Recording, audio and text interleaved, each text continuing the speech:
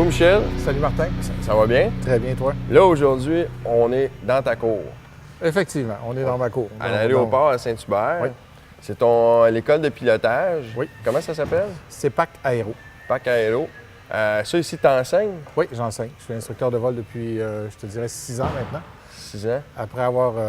tu me connaissais un petit peu. Oui, bien moi, je te connaissais quand tu étais propriétaire d'une compagnie de remorquage. Oui, absolument. Tu as eu ça pendant longtemps. 26 ans. 26 ans. Après 26 ans, tu as dit, OK, je vends. Non, j'ai eu la chance d'avoir quelqu'un qui voulait acheter ma compagnie. Okay. Et après 26 ans, bien, des fois, tu dis, bon, j'avais fait le tour du jardin. Fait que j'ai dit, tiens, ça m'a donné la chance de commencer à piloter parce que j'avais aucune idée, au moment où j'ai vendu ma compagnie, comment fonctionnait un avion. Okay. Et j'ai suivi un cours. J'avais le rêve, un petit peu comme tous les enfants ont le rêve de voler un avion. J'avais ce rêve-là de voler l'avion. Fait que j'ai suivi un cours. En fait, j'ai commencé par la même initiation qu'on va faire tout à l'heure, toi et moi. J'ai vraiment aimé ça. J'ai pogné la piqûre. C'est ce que je vais essayer de te transférer aujourd'hui, cette piqûre-là. Ouais. Et après, j'ai fait mon cours privé. Quand j'ai terminé mon cours privé, j'ai dit, j'en sais pas assez. Je vais aller faire mon cours professionnel. En faisant mon cours professionnel. Ton premier cours, ton initiation, c'était combien d'heures? C'est 1 heure. La même chose qu'on va faire avec toi, 1 heure. Tu as une partie qui est au sol, puis une partie qui va être en vol. Mais après ce cours-là, je peux pas arriver et dire, OK, je vais louer un avion. Ça prend 45 heures minimum de formation en vol et 45 heures théoriques pour aller passer 2 examens. Un qui est écrit chez Transport Canada de 100 questions, puis l'autre qui est en vol avec un testeur de Transport Canada qui va vraiment voir si tu es dans les barèmes pour te laisser voler seul avec un avion. OK. C'est plus difficile d'avoir son permis de pilote d'avion que d'auto. Ah oui, oui. En fait, il y a tellement de connaissances qu'il faut ramasser pour voler un avion, parce que oui, il faut connaître comment l'avion fonctionne, mais il faut connaître la météo aussi, il faut connaître la navigation, il faut connaître les droits aériens, le règlement aérien pour savoir est-ce que je peux voler à tel endroit, à quelle altitude, est-ce que je peux voler, est-ce que je dois parler à un tel, ou est-ce que je suis dans du non contrôlé. Bien, c'est ça qu'on apprend au cours Parce que c'est vrai que quand tu voles, tu as des tours de contrôle. Oui, absolument. Il y a d'autres endroits où est-ce que tu n'en as pas. Non, exactement. Comme tu vas voir tout à l'heure en vol, on va décoller avec le contrôle de l'aéroport de Saint-Hubert ici, et après ça, on va s'en aller avec le terminal de Montréal, qui lui va nous donner un carré de sable dans lequel on va aller jouer. Vraiment un carré de sable. Je vais lui demander, moi, un bloc entre 3000 et 5000 pieds où est-ce qu'on va pouvoir s'amuser, dans un triangle, si tu veux. On va pouvoir faire des manœuvres. Sans ça, on serait restreint à voler une belle ligne droite. C'est pas ça qu'on veut. On veut faire des manœuvres. On veut que tu apprennes à toucher à l'avion puis à s'amuser avec l'avion. Ça, moi, je suis plus habitué avec une auto de course, des choses en même. Un avion, regarde, oui, tu le dis, c'est un rêve de tout petit gars. Martin, puis là, tu me permets aujourd'hui de le faire. La première fois que tu as embarqué, que tu l'as tenu dans tes mains, que tu étais tout seul, tu devais être nerveux. On peut-tu s'en parler après? tu vas pouvoir me donner tes impressions live de comment tu as trouvé ça. Et le solo, le premier vol que tu fais seul, où est-ce que l'instructeur c'est pas un gros vol que tu fais solo, hein, tu décolles, tu fais un circuit d'aéroport puis tu te poses, mais je m'en souviens vividement de mon premier vol. Et tous les pilotes se souviennent du moment où est-ce qu'ils ont fait leur solo pour la première fois. Sûrement. Vraiment tu fais juste m'en parler, puis quand j'ai tourné le coin pour arriver ici, c'est super facile à trouver la place. Là. Mais là, on tourne le coin, j'ai fait comme OK, là c'est vrai, c'est vraiment aujourd'hui. C'est là que ça se passe. Oui, en dedans, j'ai comme des papillons, je pense que c'est normal. Mais je me sens quasiment comme dans une première date avec une fille, là, puis là, tu fais comme, attends une minute, là, je suis pas sûr, regarde, j'ai déjà volé, mais j'ai jamais piloté, mais à chaque fois que je suis là, je veux pas, moi, ça a un moteur puis du gaz. Ça vient me chercher, c'est dans ma ligne.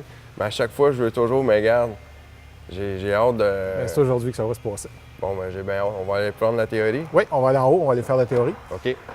La première partie du cours va vous apprendre les notions de base du vol, montée, descente, les virages. Après ça, réduire la vitesse un tout petit peu, faire un petit peu de vol lent, un petit peu de décrochage pour connaître les enveloppes de l'avion comme tel.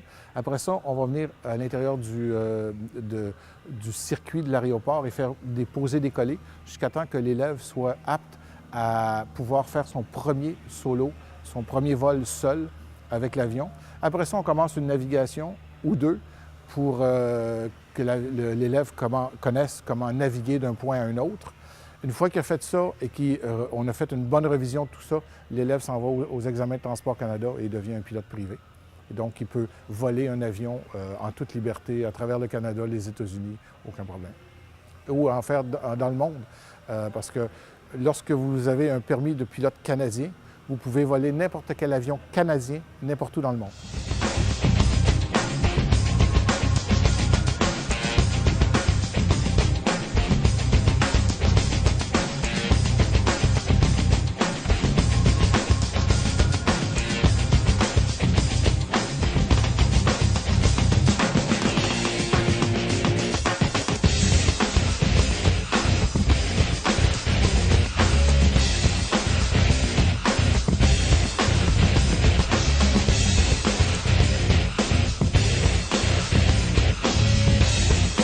Ça, c'est un board, un panneau pour un Cessna 172. Parfait. Moi, ce que je vais te parler, c'est du six-pack. Le six-pack, c'est les 6 instruments que tu as ici. OK. C'est les mêmes instruments que tu vas trouver dans tous les avions. Ils sont placés tout le temps de la même manière? Tout le temps de la même manière sur les nouveaux modèles. Je te dirais, après des années 65-70, là, ils sont tous placés. L'horizon artificiel est placé à un endroit, le DJ à un autre. Je vais t'expliquer. Là, il y en a encore qui roulent des années 65? Ben oui. OK. Non, mais c'est pas ça quand même plus que c'est bien entretenu, un avion. Là. Ouais. Ça va voler très longtemps. OK. Puis il y a des gens Puis ils n'ont pas le choix de bien l'entretenir. J'ai volé avec un Piper Cub J3. C'est des années 60. OK. Puis ça marche très, très, très bien. C'est pas vite. C'est un petit avion en toile. Et c'est retoilé à toutes les 20 ans. Mais c'est une belle machine. Pourquoi je vais t'expliquer? Ah oui, si tu arrives sur un gros Boeing, par exemple, qu'est-ce qu'ils vont faire? C'est qu'ils vont doubler ou tripler ces instruments-là. Au lieu d'avoir un instrument moteur, par exemple, tu vas en avoir 4 parce qu'il y a 4 moteurs, ou tu vas en avoir 2 parce qu'il y a 2 moteurs, ou 3 parce qu'il y a 3. Ou un horizon artificiel, tu vas en avoir un par pilote et un stand-by par sécurité.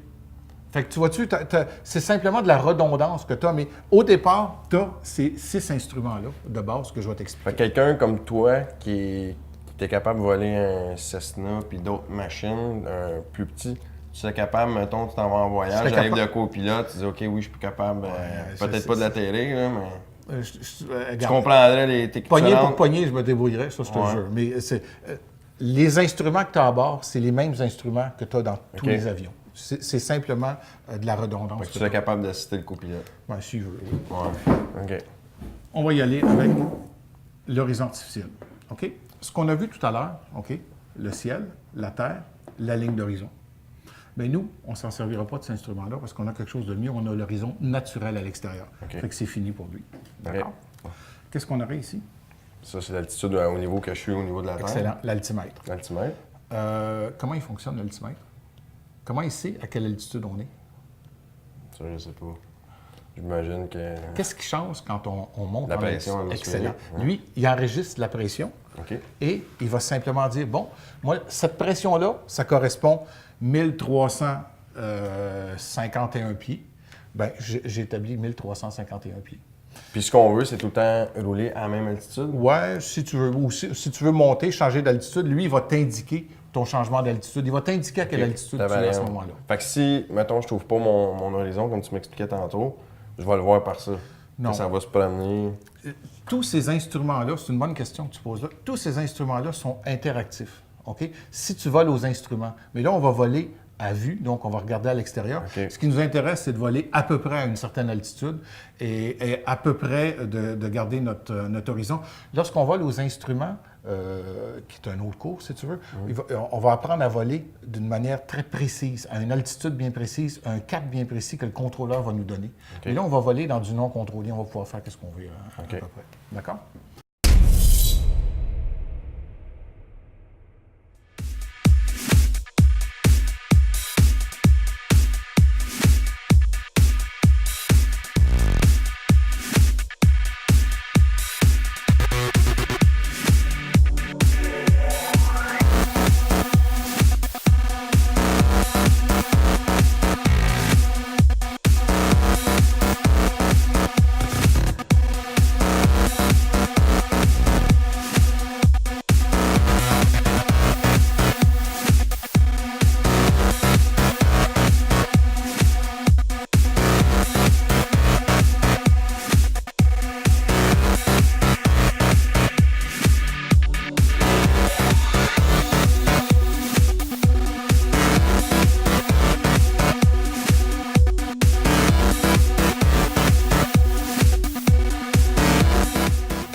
l'aviation, c'est ma passion, simplement parce qu'on a une liberté incroyable à voler un avion.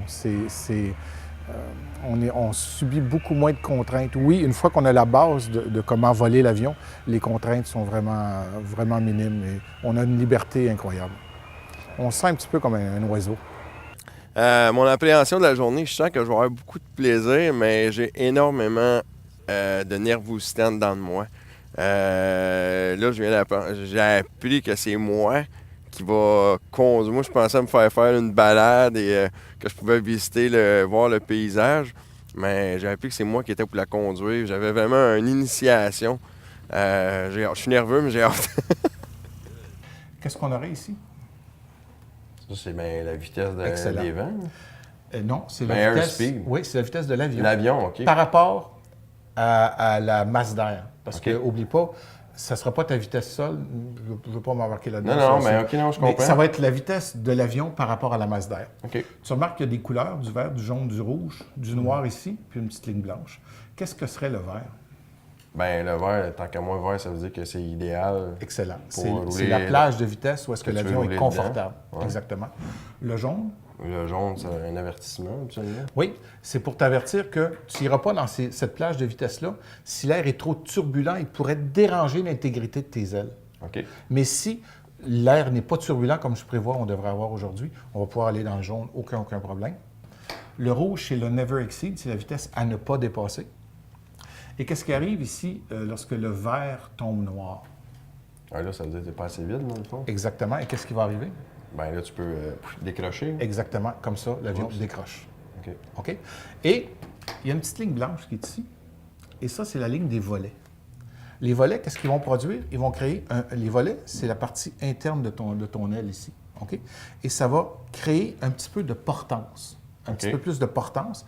Et en créant de la portance, ça va retarder un tout petit peu ta vitesse de décrochage. Donc, je t'ai expliqué ces instruments-là. Ici, je vais te le mettre avec lui. Ça, c'est une boussole, aussi simple que celle que tu as pour aller faire du camping ou faire une balade en forêt.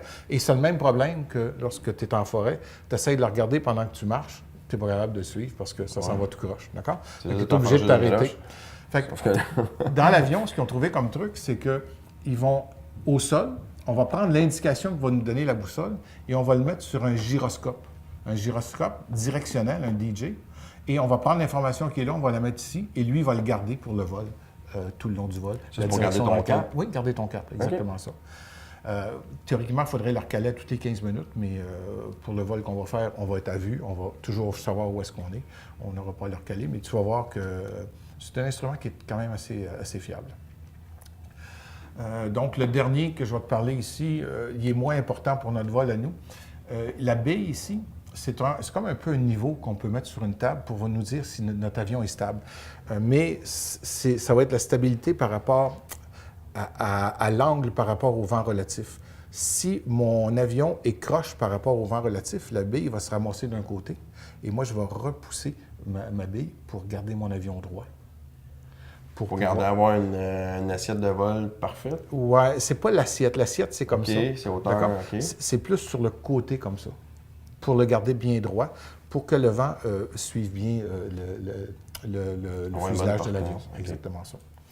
Et lui, il va simplement nous donner notre taux de virage. Plus on va virer, plus l'aiguille va s'en aller d'un côté ou de l'autre. Aussi simple que ça. D'accord? Oui.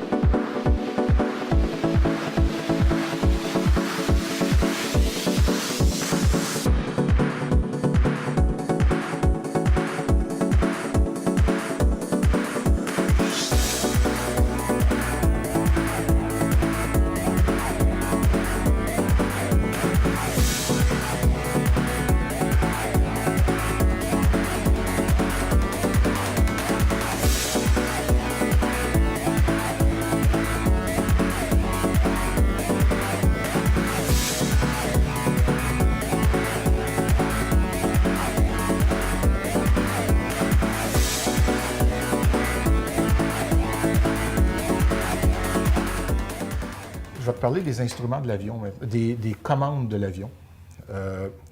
Si on est dans l'avion, on va avoir un manche.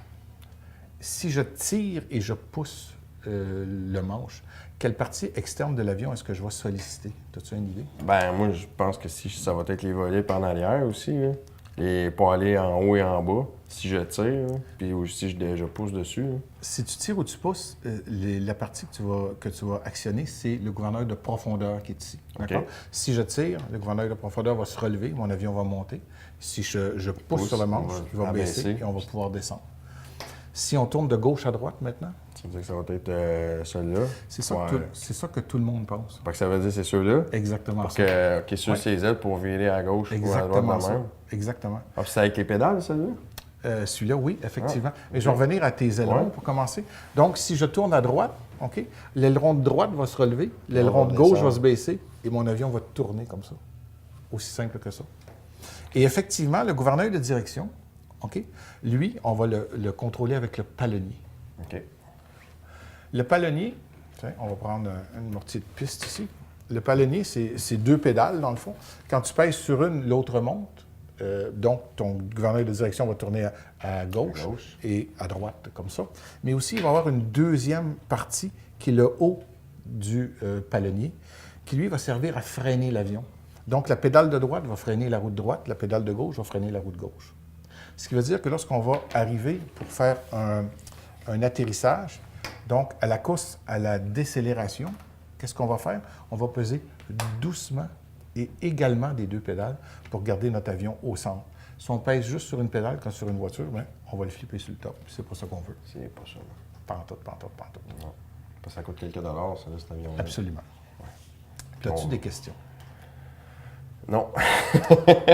J'ai hâte de l'essayer, là, vraiment, là, puis c'est comme un peu... je sais pas... tu peux vraiment monter, enlever un peu, là, parce que c'est très, très, très impressionnant. Quand tu regardes un avion, un panneau de bord d'un avion, là, mais tu m'as tout expliqué, puis regarde, je me sens pas prête à 100% à dire je vais la décoller puis je vais l'atterrir, mais pour la naviguer, je pense que j'ai quand même des bons outils. Une bonne idée. Oui, j'ai une bonne idée à savoir où que je m'enligne. Puis je fais rien que regarder le panneau de carton, j'ai déjà hâte. Parfait. Si tu es prêt, ce qu'on va faire, on va aller à l'avion. Okay. On va vérifier l'extérieur de l'avion pour être sûr qu'il est en bon état. Une fois qu'on va avoir parti le moteur, on va se rendre à un endroit sur la piste, à l'extérieur de la piste, bien sûr, pour vérifier tous les systèmes internes du moteur. Un exemple, ta voiture, elle a une magnéto qui va donner l'impulsion à tes fusils, à tes bougies pour faire les explosions. Mais l'avion, lui, va en avoir 2 magnétos. Okay. Qui vont fournir 2 systèmes indépendants. Oui, avant ça, on appelait ça un câble distributeur, effectivement. Maintenant, c'est un magnéto. Oui, c'est une magnéto. D'ailleurs, pourquoi c'est une magnéto? Parce qu'il est complètement indépendant du système électrique de l'avion. Une fois que tu as parti ton moteur, tu peux enlever toute l'électricité que tu veux et il va continuer à fonctionner pareil. Ça veut dire que ton avion peut tomber en panne, plus d'électricité. Tant qu'il y a du gaz dans l'avion, tu es correct. Parfait. Fait que c'est à toi de te débrouiller. Y a-t-il des contraintes pour ces avions-là, pour savoir la température de vol? Oui, effectivement. L'école ici a des contraintes que la plupart de toutes des écoles utilisent. C'est que solo, les élèves peuvent partir à -15 et avec un instructeur -19. Mais après ça, ça commence à être froid. C'est froid dans l'avion. Frette, même. Pour être précis, frette. OK. Ben regarde, moi, je me sens prêt à aller voir ça. Excellent. On va aller faire ça. Merci. Parfait. L'aptitude, je pense que oui, je suis quelqu'un quand même de calme dans la vie. J'aime les choses, que des moteurs, qu'il y a un volant, j'aime ça, ça a du gaz, de l'essence, j'adore ça. Puis c'est un avion, je n'ai jamais... C'est peut-être une des seules choses que j'ai pas conduite à date. Puis j'ai hâte, j'ai vraiment hâte. T'as-tu peur? Non, j'ai pas peur, je suis plus nerveux. Parce que de la peur, je pense, tu sais, c'est quand même, il y a un encadrement dans tout ça. Là, tu t'en vas pas piloter un avion de même comme un vélo. Donc, c'est plus de la nervosité parce que c'est de l'inconnu pour moi. Mais non, j'ai pas peur.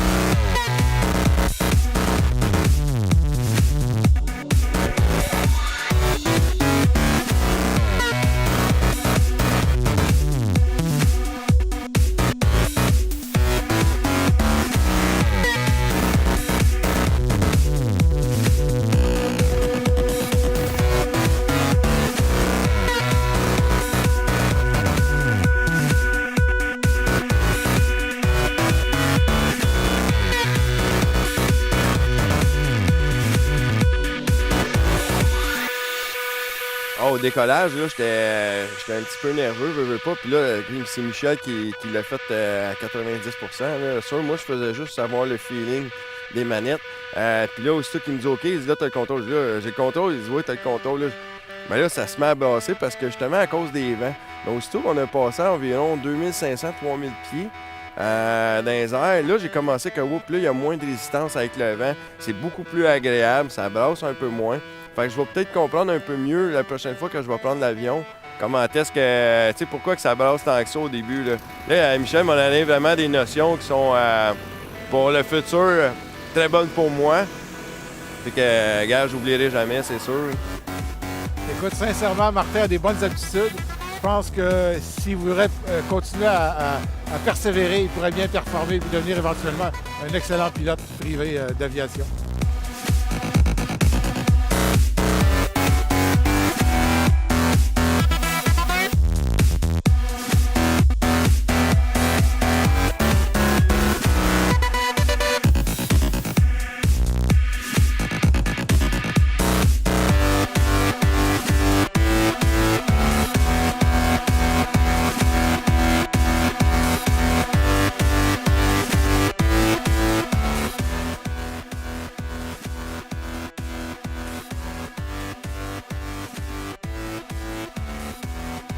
Je veux juste dire un gros merci à Michel de m'avoir fait vivre sa passion. Puis j'espère qu'il va pouvoir la continuer encore très longtemps. Parce que c'est vraiment le fun. Il fait garder un beau sourire dans le visage. C'est super agréable. Fait que, à la prochaine. Écoutez, ayez pas peur de prendre le temps d'embarquer dans un avion et même si c'est quelqu'un qui vous invite à aller faire un tour d'avion, faites-le. Puis apprenez à apprivoiser, à comprendre les systèmes de l'avion. Vous allez voir, vous allez aimer ça après. Ça va devenir une passion autant pour vous que ça l'est pour moi.